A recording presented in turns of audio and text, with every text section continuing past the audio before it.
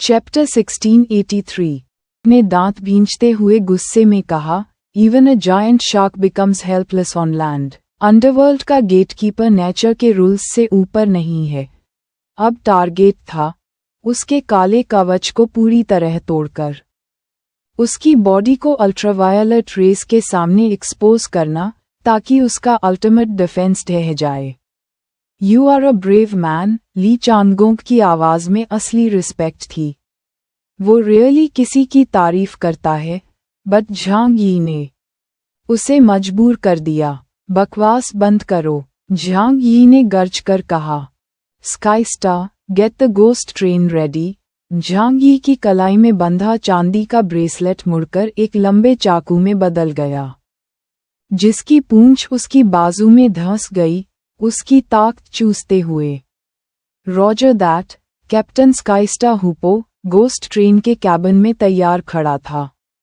उसकी नजरें फिक्स थीं और मेंटल जीपीएस से गेटकीपर की एग्जैक्ट लोकेशन लॉक हो चुकी थी। शश, एक पल में ही भूतिया रेलगाड़ी हवा में प्रकट हुई, गड़गड़ाहट के साथ। गेटकीपर के शरीर पर हो रही लगातार बमबारी एक पल को थम गई। उसने बिना देखे दाहिने हाथ से इशारा किया। विनाश का सितारा। एक भयानक एनर्जी कैनन स्पेस को रिप करता हुआ उस डायरेक्शन में गया जहां गोस्ट ट्रेन थी, लेकिन झांग यी डरने वालों में से नहीं था। उसने तलवार हवा में उठाई और उसकी धीमी चीख के साथ तलवार का ब्लेड फूलों की तरह फट पड़ा। वो तलवार अब हजारों चांदी की बेलों में बदल गई, पूरे 30 किलोमीटर तक फैलती हुई। ये कोई आम तलवार नहीं थी, इसे एलियन बायोलॉजिकल टेक और यी मेटल से बनाया गया था, जो अब एक पेड़ की अडेप्टेबिलिटी के साथ तेजी से इवॉल्व कर रही थी। सारे बेल आपस में मिलकर एक विशाल चांदी का जाल बना रहे थे, गोस्ट ट्रेन के आगे, जैसे कोई डिवाइन वॉल। शांग दाओवन ने मानसिक शक्ति से उस जाल को और मजबूत किया, वहीं झांग यी ने 2 डिवाइन पावर्स एक्टिवेट की, ब्रह्मांड में सब चीजें और रिवर्स टाइम और space. Boom. Black energy blast जाल से टकराई, इतनी जोर से कि पूरा डिफेंस सिस्टम कांप गया। Snap, snap, snap. बेलें टूटने लगीं, पर जाल ने 2 सेकंड तक गेटकीपर का हमला रोक लिया। ये 2 सेकंड शायद पूरे युद्ध का फैसला बदल सकते थे। गेटकीपर की आंखों में पहली बार हैरानी दिखी। उसे ऐसा रेजिस्टेंस एक्सपेक्ट नहीं था। अब मौका है। झांग यी ने लगभग सारा एनर्जी कंज्यूम कर लिया था। अब अगला स्टेप ली चांगगोंग और एलेक्सी के हाथ में था। GRRRRUMMMMM। भूतिया ट्रेन ने अचानक स्पीड पकड़ी। पहले जो गेटकीपर से 4-5 किलोमीटर दूर थी, अब बस 1 किलोमीटर के अंदर थी। द्वारपाल का कवच झांग यी के दिव्य क्षेत्र शुद्धिकरण से सीधे चकनाचूर हो गया था। हम उसे झांग यी एक्सॉक्टोड के नाम से जानते हैं। वुलुअन साम्राज्य के सैनिक इतने ज्यादा पावरफुल थे कि हर कोई फॉयल बॉडी आर्मर पहनने की जरूरत नहीं समझता था। असल में एक बड़ा कारण था झांग यी का डूबते समंदर और आसमान में प्रवेश करने जैसा फील। वो सरफेस के वातावरण के लिए बिल्कुल अनुकूल नहीं थे, इसलिए कवच उन्हें एनवायरनमेंट से अडैप्ट करने में मदद करता था।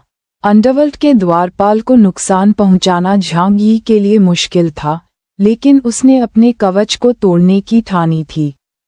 सारे प्राउग मध्य त्वचा सोम्ड टू इंड्रे वुमनगिड पिक्टली, मतलब ये कि बाहरी दुनिया की तेज पराबैंगनी किरणों के कारण उसकी त्वचा गहरे लाल रंग की हो गई थी और उस पर बड़े बड़े धब्बे भी निकल आए थे।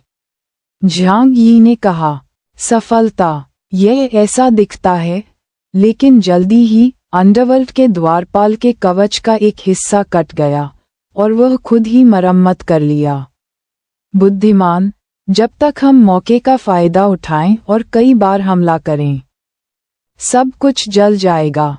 चांगगोंग ने हैरानी जताई। झांग यी ने भौहें सिकोड़ी, क्योंकि उसे पता था कि इस शक्तिशाली दुश्मन को एक ही जगह 2 बार मारना इतना आसान नहीं होगा। चाहे जो भी हो, मैं फिर भी कोशिश करूंगा, उसने ठाना। दिव्य क्षेत्र शुद्धिकरण फिर से तैयार था, बस ऊर्जा जमा होने का इंतजार कर रहा था। लेकिन इस बार अंडरवर्ल्ड के द्वारपाल ने उन्हें मौका नहीं दिया। उसने अपनी बाह पर नजर डालकर कहा, ऑन, तुम्हारे पास ये प्लान है? मजेदार है। चींटियों में भी थोड़ी समझ होती है, लेकिन ये मीट के लिए काफी नहीं।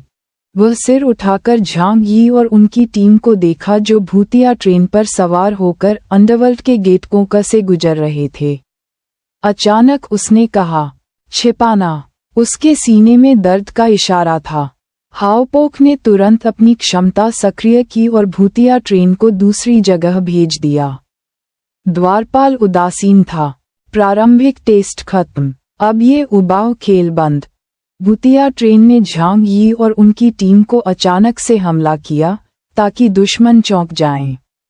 लेकिन कई बार कोशिशों के बाद भी ये ट्रिक काम नहीं आए और अंततः अंडरवर्ल्ड के गेटकोस्क नामक शक्तिशाली प्राणी को इसकी कमजोरी पता चल गई। भले ही भूतिया ट्रेन धीमी है, क्या ये उस पल को पकड़ने के लिए पर्याप्त नहीं कि वह हमला कर रही है?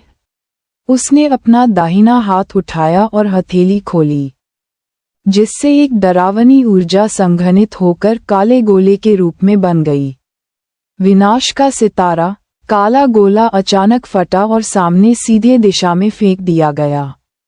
डॉक्टर, भयंकर दबाव पंखे जैसे पैटर्न में फैल गया, जिससे कोहरे में बनी संरचना टूट नहीं पाई, लेकिन ओन्हाई शहर पर गहरा असर हुआ। धरती बुरी तरह टूट गई, झटका दूर दूर तक फैला। 19 जनवरी तक देश के उत्तर पश्चिम और उत्तर पूर्व में 2 बड़ी चट्टानें गिर गईं, और लोग शक्तिशाली उथल पुथल के कारण बेतहाशा भाग रहे थे। कोई चिल्लाया, क्या ये दुनिया नष्ट होने वाली है? भागो, अंगुआ शहर से दूर जाओ, यहाँ रहोगे तो मर जाओगे। शरणस्थल में मौजूद सैनिक डर के मारे जोर से चिल्ला रहे थे। पाताल लोक के द्वारपाल का हमला थमने का नाम नहीं ले रहा था। वह बीच में खड़ा था और सितारों की तबाही मचा रहा था। काली ऊर्जा के शरीर निकले और पूरे तियान्नल शहर को छिद्रों से भर दिया। सिर्फ एक अच्छी बात ये थी कि झांग यी और उनकी टीम ने उसे तियान्हा शहर के केंद्र में फंसा दिया था, वरना ये हमला सीधे 36 में खमीरी गर्ग तियानहाल शहर को नुकसान पहुंचाता। पर यह तरीका चलने वाला नहीं है।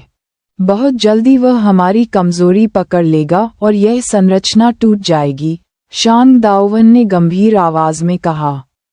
अगर 9 महल और दाइट ऑन्टेशन अंडरवर्ल्ड के द्वारपालों को फंसा कर रखना चाहते हैं, तो सबको मिलकर काम करना होगा, वरना 30 चयनित प्राणी दूसरे युद्ध के जेट किंग्स का पीछा करने के लिए भूल भुलैया का सहारा लेंगे। हम कैसे हमला करें? क्या हम उसके हमले का जवाब दे सकते हैं?